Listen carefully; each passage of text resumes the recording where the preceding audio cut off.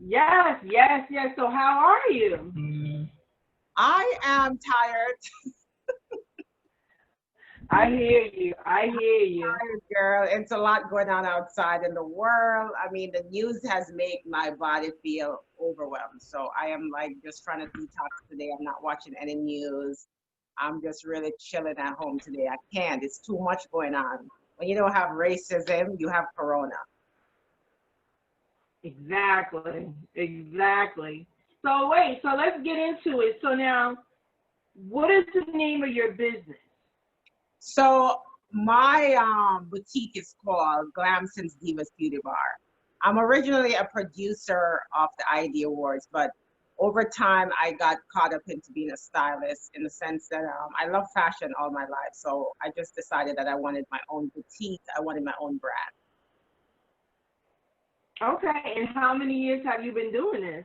I've been in the game for a while. I mean, having a boutique is maybe 3 years, but overall, I've always been in fashion. I mean, I'm from Jamaica, and I've always been like a fashionista, as you would say. And I've always liked to push the limits. I'm very fearless, and I take chances. And fashion is what you make it. So I've always been that girl that will wear something that normally a person will say, "Oh my God," I'm always that person. Nice, nice. So now, where you from? I'm Jamaica. Hey, Yeah, Jamaica. Yes, I was born and I love my country, Jamaica, the little country that's Kalawa. nice, nice. Okay, you miss it? I go back occasionally. I mean, because of Corona, we're all stuck here, but Jamaica is beautiful. I mean, it has beautiful beaches, beautiful food, beautiful people. Um, so I would say I miss it sometimes. Like even now, I wish I was stuck in Jamaica than stuck in the New York. At least I could be at the beach or doing something else. Okay, so now what all does your business entail? You say you went from being a stylist. Like, do you miss being a stylist, or are you No, still I considered a still, stylist? meaning I went from being a client stylist, like a celebrity stylist, where people just book me and I'll go to them. But now I have a boutique, a place you can come. So it's more personable because now I get to speak to my customers. I get to see my clients. It's more one-on-one. And a lot of times when they come in, if I'm not there, they don't want to work with my assistant because they like what I bring to them. I am very good at just looking at a person's body and figuring out that would look good on you. That color will work for you. I'm like, people say you're like a magician. I'm very good. Like if you walk into my boutique, I would automatically just say, I got three dresses for you. And you might say, no, no, no, it's not my style. I'm like, give it a chance.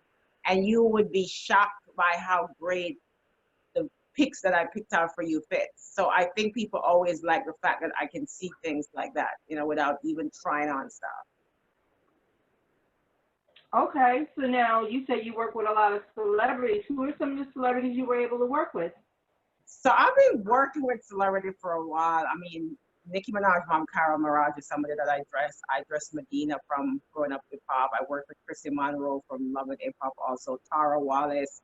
Um, I've been, I mean, to name, I've been there. A lot of times celebrity don't like when you shout their name out to say, oh, you style me. But I've worked with a lot of people, and most of my life I've always done red carpet. So I have interviewed and I've, been in the presence of lots of different celebrities.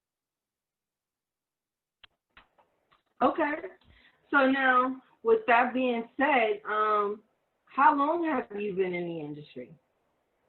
Oh my God, girl, don't try to get my age out here, okay? We young forever.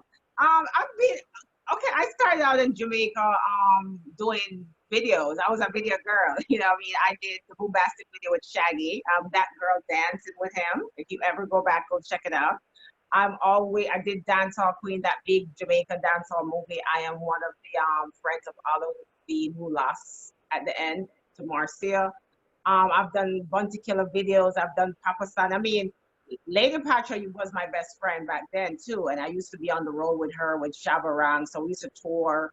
So I've been in the game a long time in terms of knowing who is who. Wow, that's incredible. That's a nice lineup right there. Yeah, I mean it's fun. You get one thing about celebrity live. you do get a lot of free invitations and you get VIP status. So it does help when you know people, you know, it does pull you.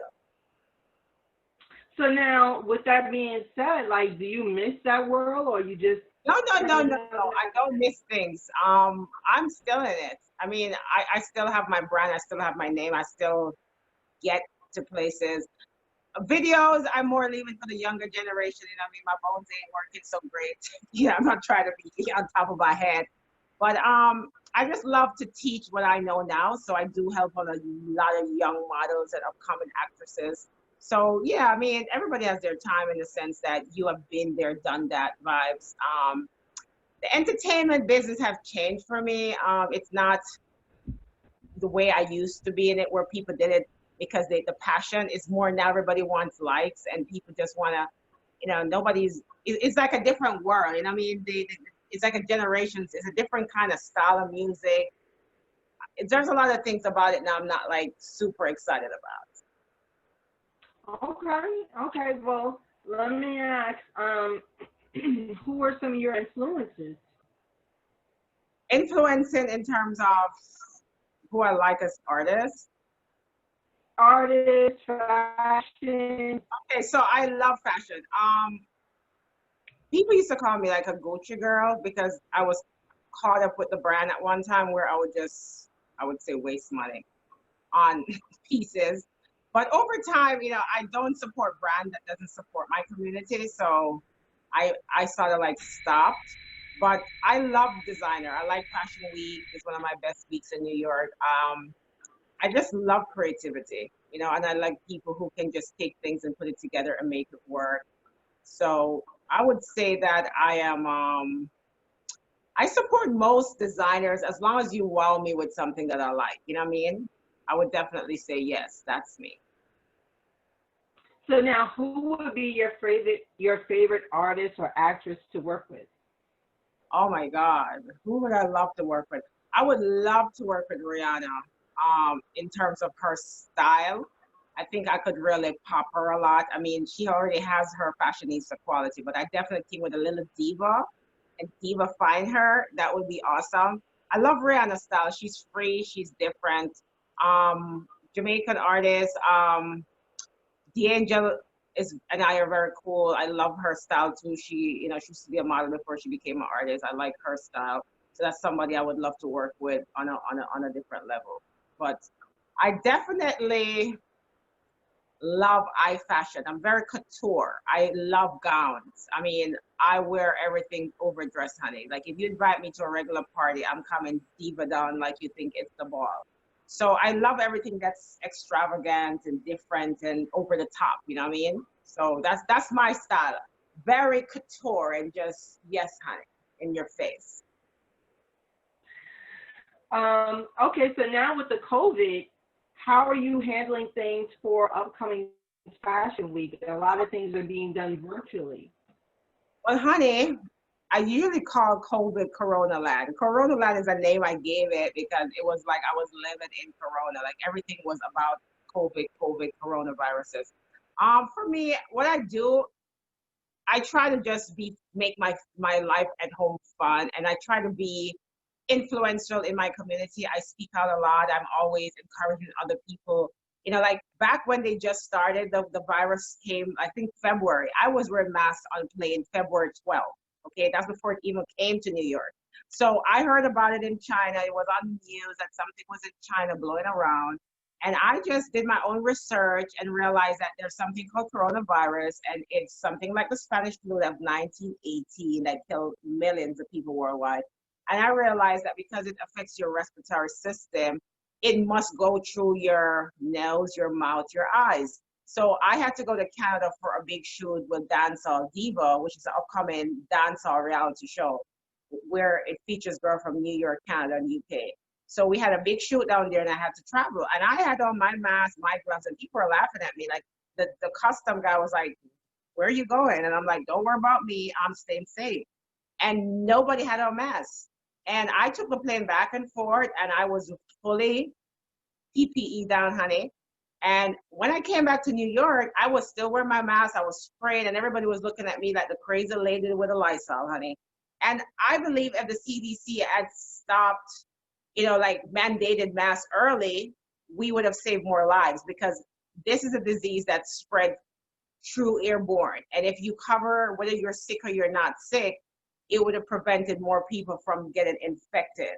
So I was on the super tip in the beginning, encouraging my community, please, you got to do this. This is something I think will work for us. So that's how I passed my time with coronavirus. And I'm so happy that you're saying that, because I think a lot of us was late to the gate in understanding exactly what it was and how to protect ourselves. And, unfortunately, so many deaths have been a result of this thing, and unnecessary deaths. I believe a lot of the deaths are from misinformation. I do believe the government has a lot to do with just how they took it lightly in the beginning. They already experienced SARS and other coronaviruses, so they already knew what would have come if it came. So for me, their unpreparedness was a disaster, and it's a disgrace. And a lot of old people that lost their lives in a nursing home, that should never have happened, because they should have been testing people. And I mean, I'm in a big country where I thought was the number one, and I felt very, I didn't like what happened. I felt that people were unprepared. There were misinformation. People weren't getting the right information. People were waiting on the CDC to tell them what next to do. I was sanitizing. I was just avoiding everything and treating everything like a suspect. And people call me Miss Paranoid, like, Madonna, you're too much. This is not the end of the world. But I knew that it could have been the end of the world, because history is very important in knowing things, researching, knowing the past. And a lot of times in school, they don't teach you anything. These kids, my son didn't even know what coronavirus was. So they don't teach you anything unless you take that major. You say, okay, I'm doing Spanish or I'm doing science. You know what I mean? You cannot do that. The kids are lost. They don't know. So people were just learning of things as it comes on them. And a lot of people carelessly died because they weren't protecting themselves from others. It was not just for sick people. It was for everybody, that you have to protect your nose. You know what I mean? That's how I assessed it. Now, how does this affect you in your business, especially because everybody thought it was going to be over by now, and it's not? I already predicted that coronavirus have nowhere going. I think next year, maybe middle May, we would be okay to get back out there freely and great. It's not going away now. The Spanish flu lasted 2 years. The first year it wiped people out, then it went away, then it came back for the second wave. The second wave is when you think it's gone. It's like the hurricane, the eye of the storm. So there's a high, there's a calm, and you go outside, oh my God, it's so beautiful. And then you're caught in this rush. So there will be a second wave, because people are getting comfortable going around people, doing the same things that they normally do. And the virus is still living. The sun doesn't kill the virus. The virus is something that looks for a body to get into. So it will get back to a stage where we are running around like chicken heads again. Hopefully not, that we are more prepared this time. But coronavirus is from time. It's not nothing new. This has been happening to mankind forever and ever. And we just have to be more ready as a nation and stop blaming other people and take our own mistake and change the future. You know what I mean? I think if we put things in place now that we know that this can happen, there might be something else that will come, and you are prepared. You have to be prepared for your own country. You can't depend on people. So I hope that this is a learning for all of us. It taught me so much. It taught me that material things mean crap. All the things that I value that maybe is material, it couldn't comfort me. I was more afraid of my life. I was just trying to stay alive all the time, rather than worrying about what the next bag is or the next new brand is. So coronavirus, or this, I would say COVID, it taught us how to love again, because we forgot each other. We forgot the kids, we forgot grandmas, we forgot aunts. And now we call people, yo, are you good? What's up? It made us reach back out to people. So it has the bad and it has the good. And the good that I take from it, it brought humanity back. It gave us some kind of compassion, at least for now.